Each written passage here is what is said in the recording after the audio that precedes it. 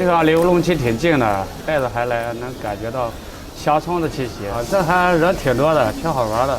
我们等会儿就去带孩子去周边再去转转。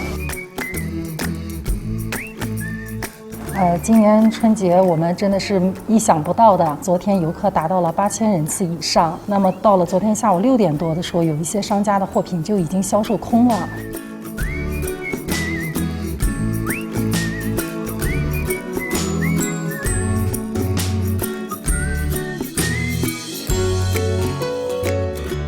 今天春节来的人比较多啊，这也增加了我们的收入啊。我希望这个来年这个比今年收成更好，更能增加我们的收入，提高我们的生活质量。